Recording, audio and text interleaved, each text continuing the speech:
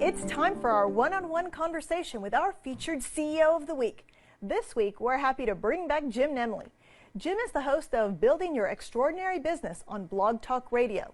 He's also served as a certified business planning trainer. Thanks for joining us, Jim. Thanks for having me, Giovanna. All right, so today we're talking about attitude and motivation. And I think most people recognize that a positive attitude is wonderful for a company and employees. But do you have any figures that actually support that? Absolutely.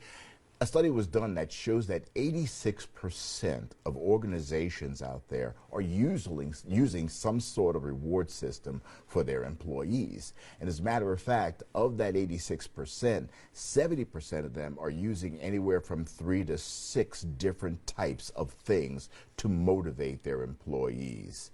You know, the problem with not motivating your employee is the fact that if you don't do that and they become disgruntled, it's been found that a good portion of your clientele, sometimes up to 78% of them, will leave and go somewhere else. All right, so you were talking about reward systems. Give me a few examples of some simple things that a manager or an owner can implement. Simple things can be Employee of the Month. You can have your plaque, at the front door of the business. You can have your own parking space for that month. You don't have to worry about parking elsewhere.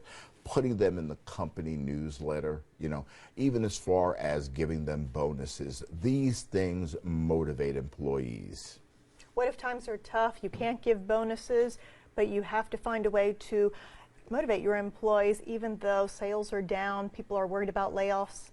Well, without giving them a bonus, you can provide those other things, recognition. Do you realize that money isn't the only motivator for people out there? You might think it is, but it really isn't. People respecting you, people willing to take a chance on you in the company that you're working for, providing training opportunities so that you can advance in the company. These things really give an employee the feeling of well-being. What's the best way to motivate yourself versus your team? First and foremost, how are you going to motivate your team if you yourself are not motivated? There's a lot of product out there that we all know about, the self-improvement stuff.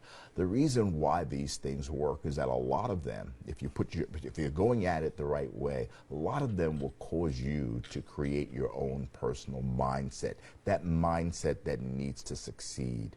That will open up your eyes to where you are, where you need to be in terms of personality.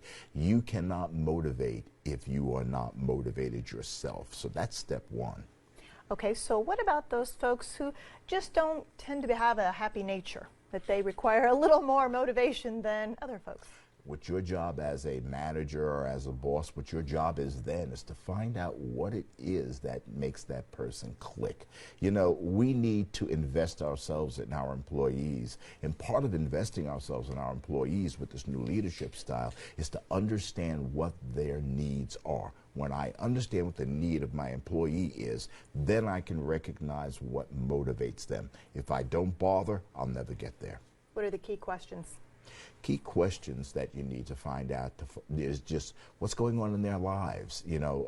What did they look for in this job? What kind of outcome were they looking for? What things do they see that they can bring to the table to make the company work better? Sometimes people just need to know that they have a voice in your company. And final question, do those big pep talks really work? No.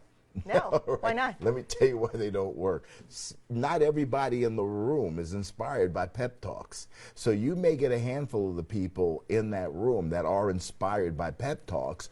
Other people may want just to have a one-on-one with you, and that will be enough to inspire them. So you'll get out there and you'll try to do the Newt Rockney thing, and you just get them all revved up, and then you charge out the door, and 3 people follow you, and 8 more are just sitting on the couch in the room. Well, what was the problem? The problem was you didn't find out what motivates them. All right, so we have to personalize the motivation. Personalize it. All right, great advice. Thank you so much.